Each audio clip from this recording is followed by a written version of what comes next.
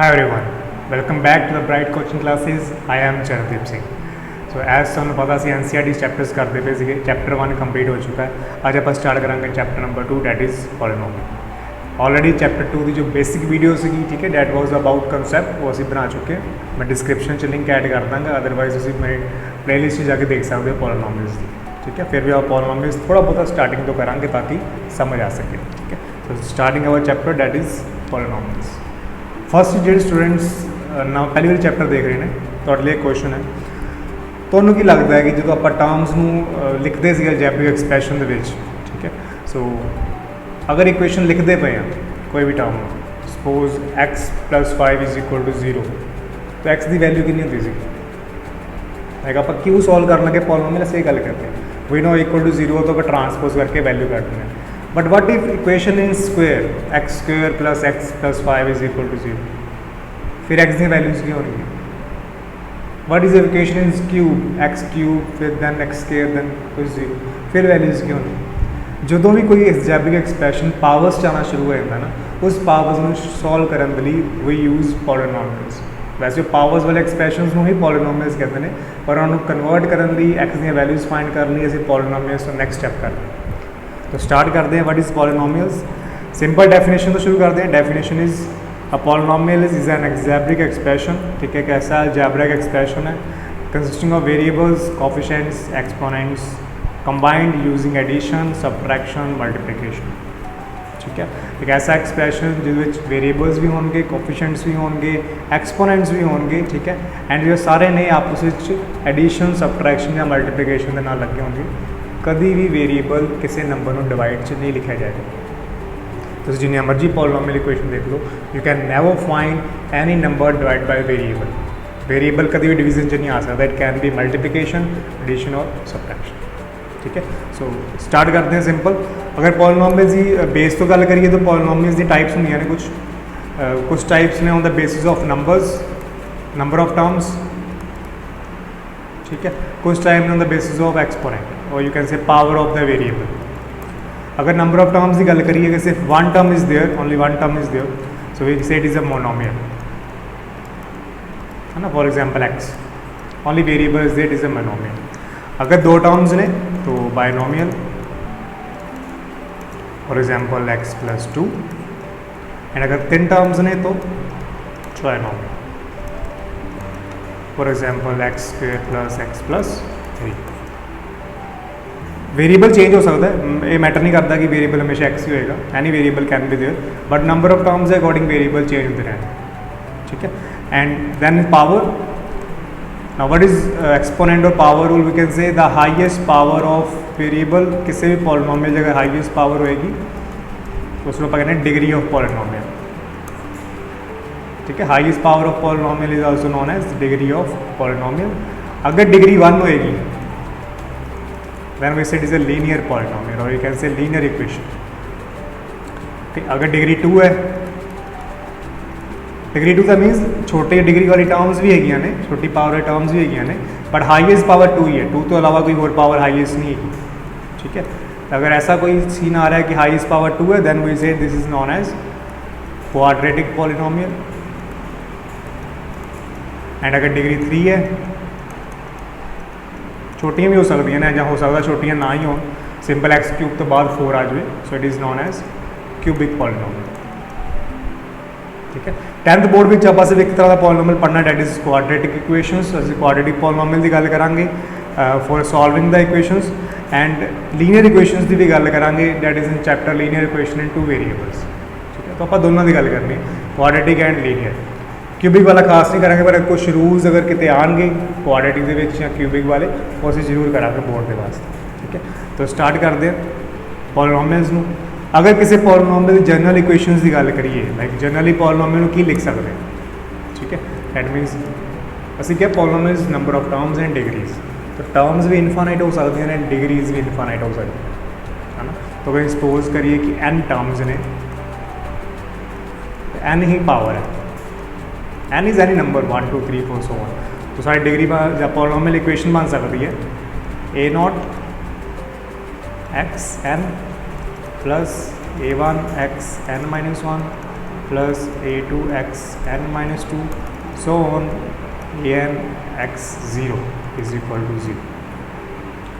ये थोड़ी प्रॉपर एक पॉलिनोमियल इक्वेशन है। इतने a0, a1, a2 are the coefficients जो किसी वेरिएबल के नाल लगे होंगे and n is the power, highest power वाली, ठीक है। तो अगर फिर 2 फिल करोगे n की वैल्यू में तो x² हो जाएगा। नेक्स्ट टर्म क्या होगी 2 - 1 x⁻1 एंड लास्ट टर्म होएगी x⁻0। सिमिलरली जिस तरह तुम वैल्यूज फिल करी चलोगे इक्वेशन बनती रहेगी।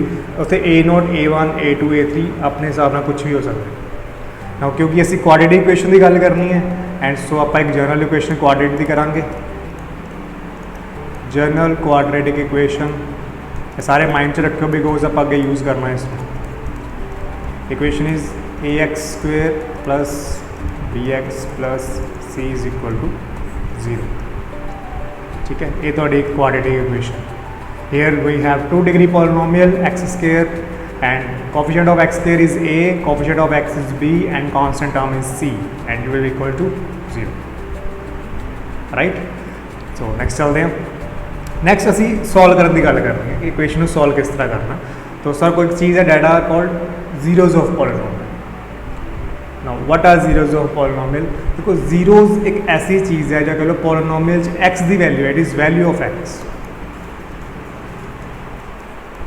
एक वैल्यू ऑफ x है जो कि असी पॉलिनोमियल इक्वेशन फिल करिए तो सारी इक्वेशन आंसर 0 आ जाए।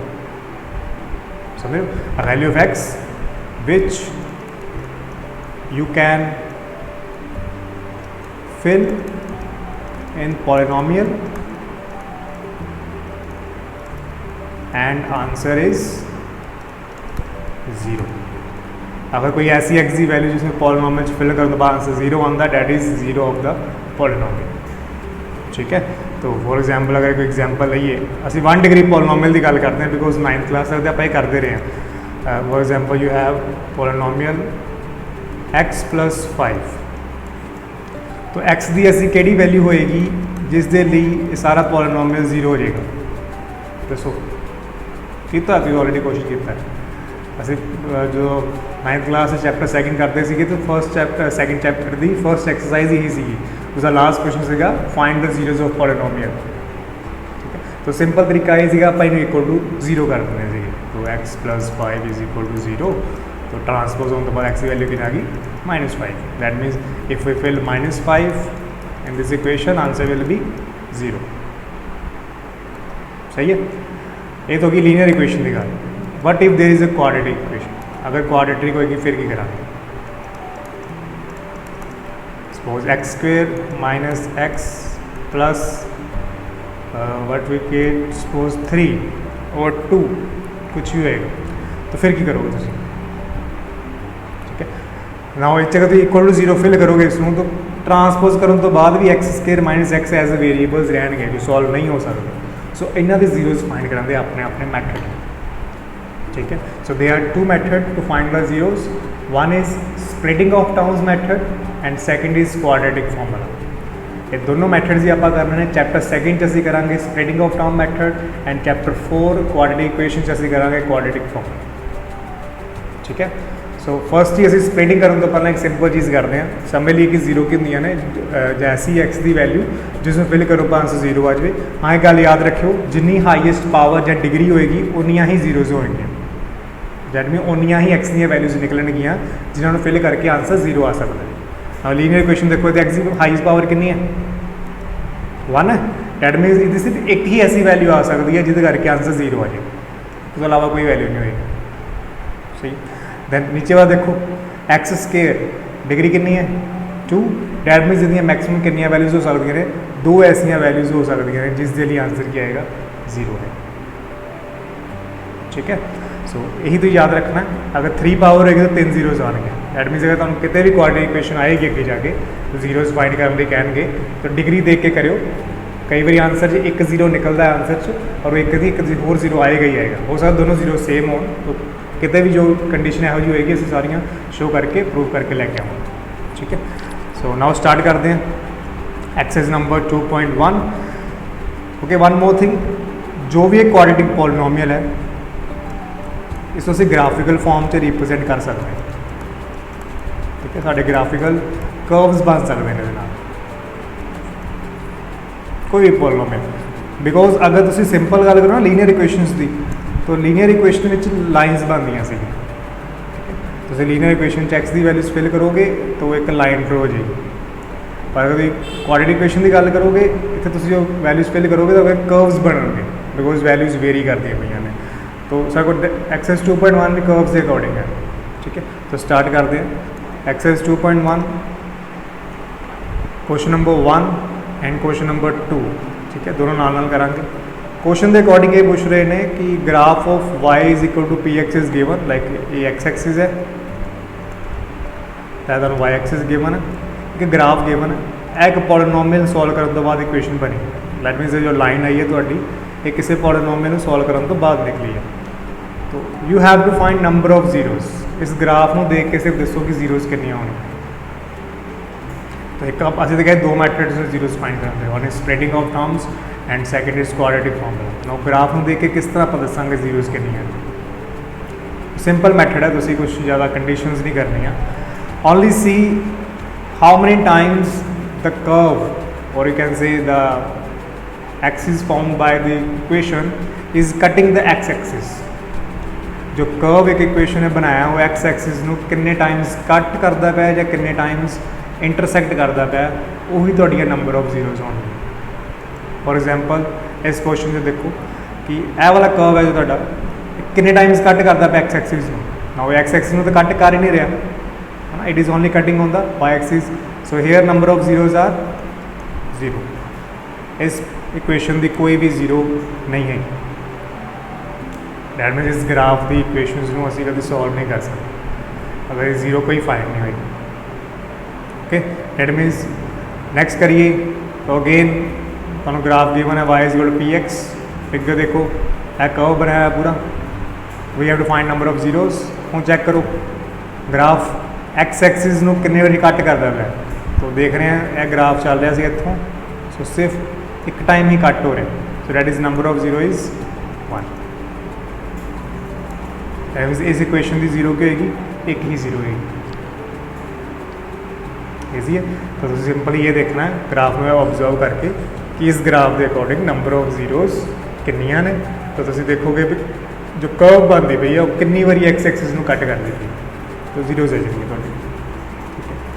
नैक्सट भी कर लें ईजी क्वेश्चन ने एक्सरसाइज 2.1 दे अगेन देखो थर्ड क्वेश्चन कर्व बनया है कितनी जीरोज फाइंड करनी ने करो फाइंड देखो students so observe the curve firstly इतों कट हो गया सैकेंडली ए पॉइंट तो कट हो गया थर्ड इस पॉइंट तो एंड बाद चो कट नहीं है that means how many zeros are there 3 zeros okay. Similarly fourth check करो कर्व नीचे आ रहा है एक्स एक्सिस तो ए कट हो गया एंड सेकेंडली ए कट होया so how many zeros are there 2 zeros right. उस तो बाद last question fourth and third हो गया फिफ्थ एंड सिक्स देखिए अगेन देखो ग्राफ गिवन है तुम we have to find number of zeros तो कितनी बारी कट करता है देखो 1 2 3 and 4 it is cutting 4 times so zeros are 4 zeros समय ना गल जीरोज मीनस ऐसिया एक्स दी 4 वैल्यूज होंगी जिसमें वेरीएबल पॉलीनोमियल फिल करिए तो आंसर क्या आएगा 0 है ठीक है। एंड लास्ट ग्राफ देखो 3 टाइम कट हो रहा है 1 2 3 टाइम्स हो रहा है so number of zeros are 3 zeros so ये सी first exercise like first exercise से फिर नहीं है ग्राफिकल इंफॉर्मेशन गिवन है तो इस इंफॉर्मेशन तो जीरोज फाइंड करते हैं तो आप जीरोज फाइंड करते हैं बस सिंपल ये देखना चाहिए कितनी बारी एक्स एक्सिस से कट करता है ठीक है।